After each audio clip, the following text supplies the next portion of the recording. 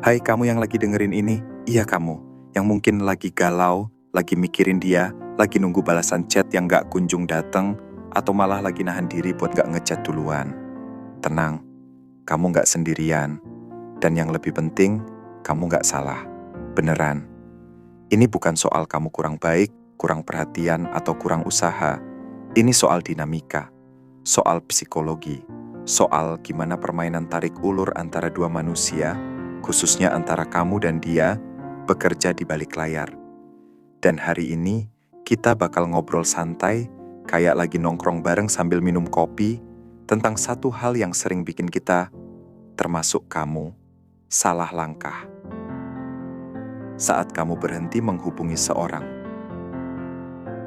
Banyak orang mikir, kalau dia berhenti ngechat, berhenti nelpon, berhenti ngecek kabar, ya berarti dia udah move on, udah hilang ketertarikannya, udah gak peduli lagi.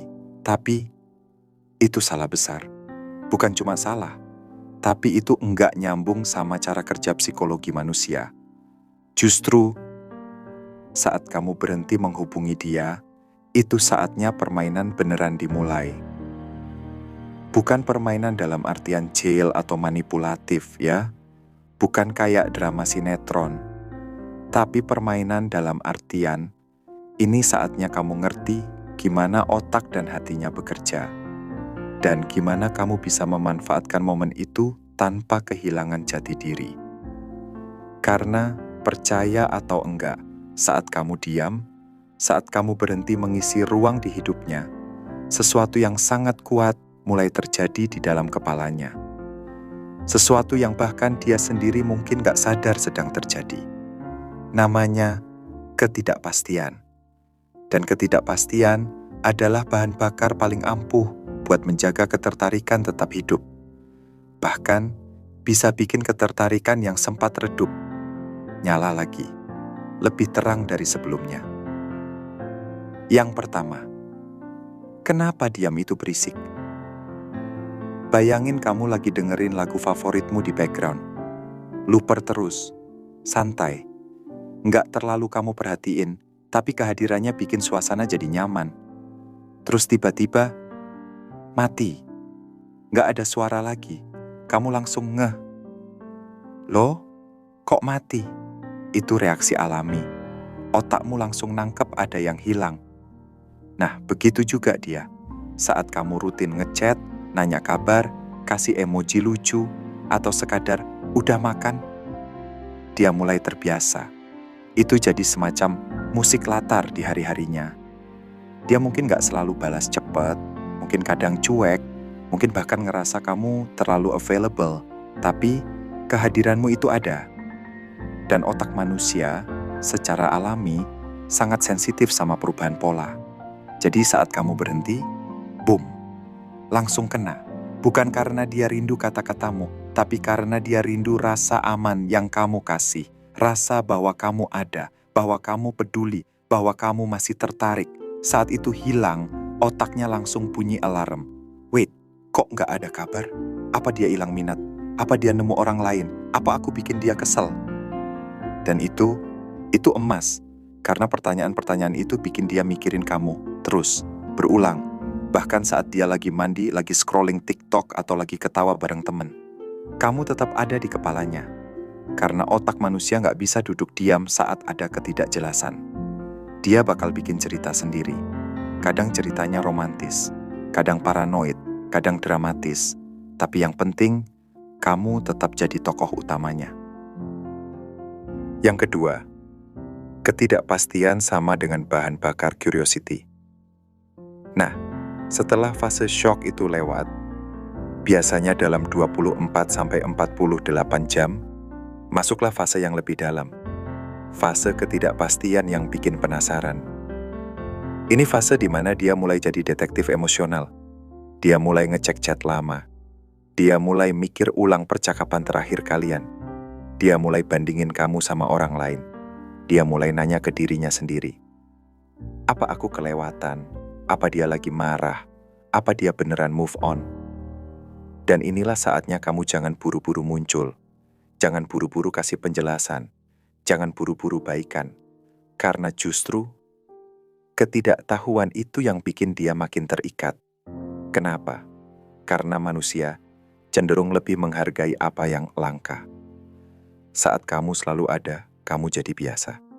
Tapi saat kamu tiba-tiba nggak ada, kamu jadi barang langka. Dan otaknya mulai mikir, dulu kan enak ada dia, sekarang kok sepi ya? Dan lucunya, semakin dia sebelumnya anggap kamu terlalu available, semakin keras pukulan ketika kamu berhenti. Karena dia kehilangan sesuatu yang dia anggap pasti. Dan manusia nggak suka kehilangan hal yang dianggap pasti. Jadi jangan heran kalau tiba-tiba dia mulai aktif lagi. Mungkin lewat story yang provokatif. Mungkin lewat chat random kayak lagi ngapain. Mungkin lewat temen yang tiba-tiba nanya kabar kamu. Itu bukan kebetulan. Itu tanda bahwa ketidakpastian yang kamu ciptakan mulai bekerja. Yang ketiga, diam itu lebih sakit daripada omongan. Ini mungkin bagian paling menarik. Karena kebanyakan orang mikir, kalau mau bikin dia sadar, harus ngomong, harus jelasin, harus marah, harus kasih ultimatum. Tapi sebenarnya, diam itu jauh lebih menusuk. Kenapa?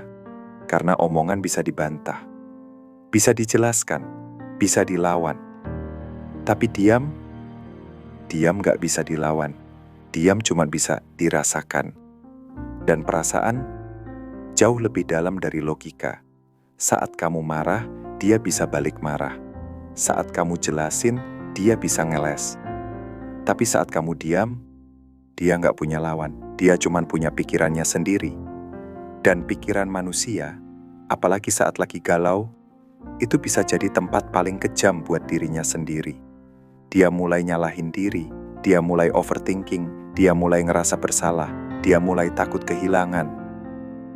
Dan semua itu terjadi tanpa kamu ngomong sepatah kata pun. Itu kekuatan diam. Bukan kelemahan, bukan kabur, tapi strategi. Strategi yang bikin dia yang mulai cari jawaban. Bukan kamu yang kejar-kejaran minta perhatian. Yang keempat, saat egonya terguncang. Ini bagian yang sering diabaikan, tapi ini penting banget. Saat kamu berhenti menghubungi dia, kamu bukan cuma bikin dia mikirin kamu juga nendang egonya. Kenapa? Karena manusia secara alami terbiasa jadi pusat perhatian, dan kamu terbiasa ngejar, terbiasa ngejelasin, terbiasa minta maaf duluan, terbiasa takut kehilangan dia.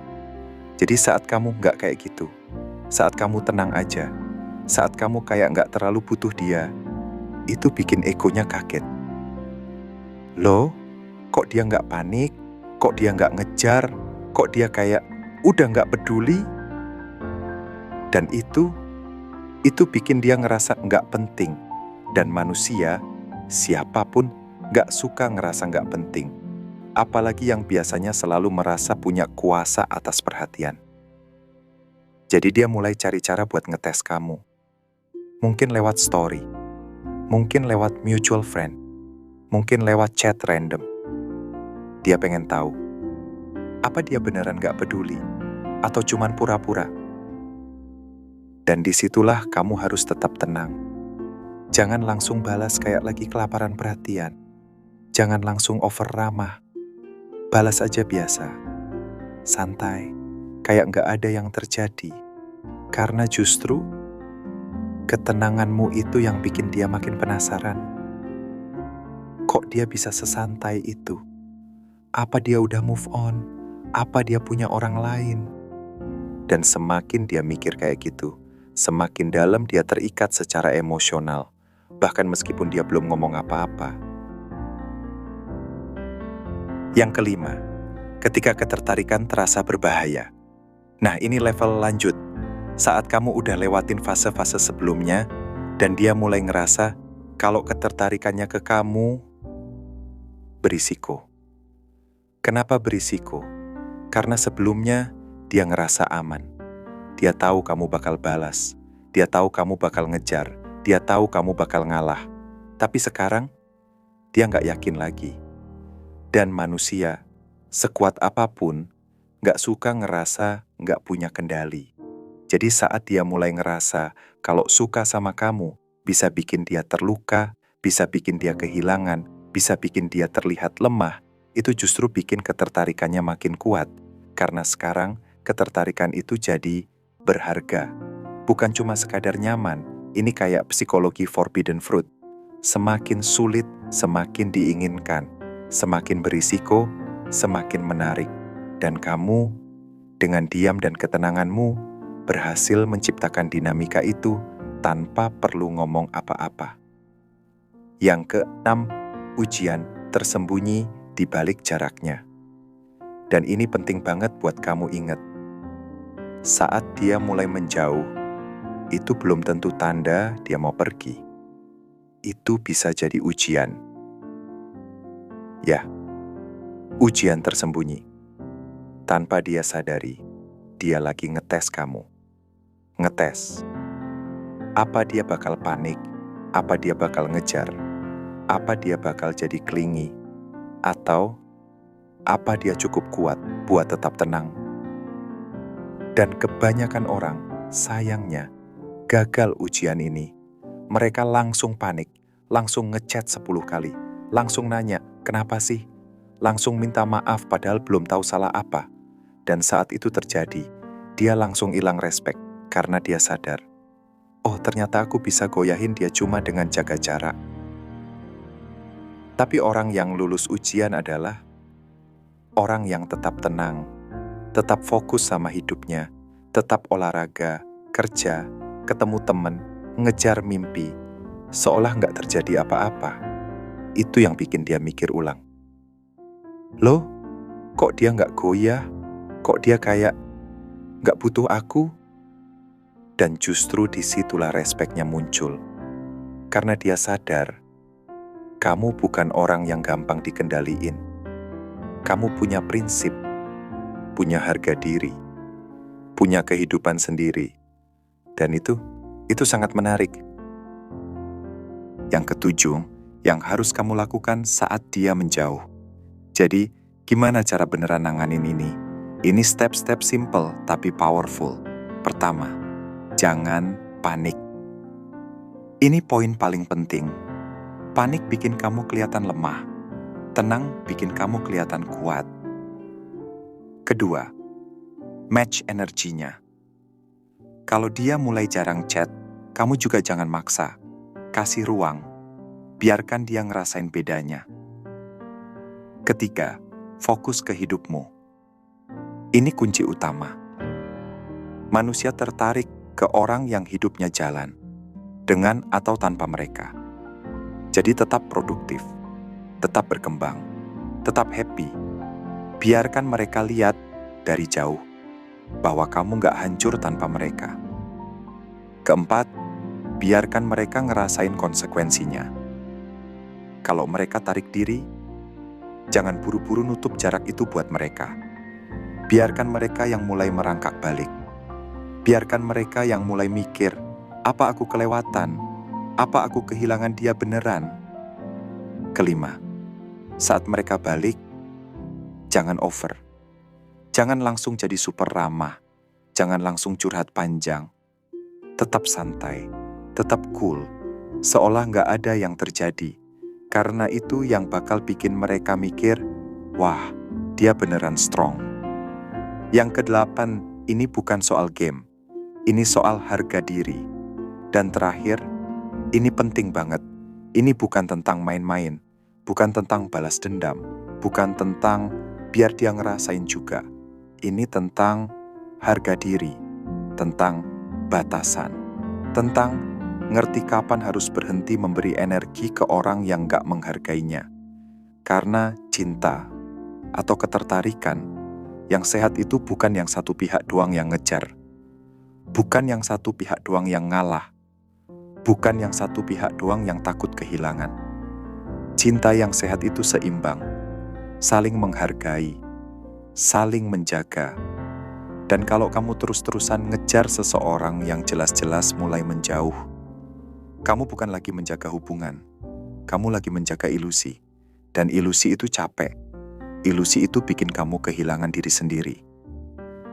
Kalau kamu masih dengerin sampai sini, berarti kamu peduli. Kamu mau belajar, kamu mau tumbuh. Dan itu keren banget. Jangan pernah lupa, kamu berharga. Bukan karena kamu bisa bikin mereka balik, tapi karena kamu punya prinsip, punya batasan, punya harga diri. Dan saat kamu mulai menghargai dirimu sendiri, orang lain juga bakal mulai menghargaimu, termasuk mereka. Jadi, next time mereka mulai menjauh, jangan buru-buru ngejar, jangan buru-buru panik, tapi berhenti, tenang, dan biarkan mereka yang mulai merindukan kehadiranmu. Karena yang bertahan bukan yang paling keras ngejar, tapi yang paling kuat nahan diri. Dan kamu bisa jadi orang itu. Terima kasih udah dengerin. Kalau kamu relate, jangan lupa share ke temen yang lagi butuh dengerin ini. Subscribe kalau kamu mau dengerin obrolan kayak gini. Dan yang paling penting, jaga energimu. Karena kamu berharga, dengan atau tanpa mereka. Semoga bermanfaat ya. Dan sampai ketemu lagi di video selanjutnya.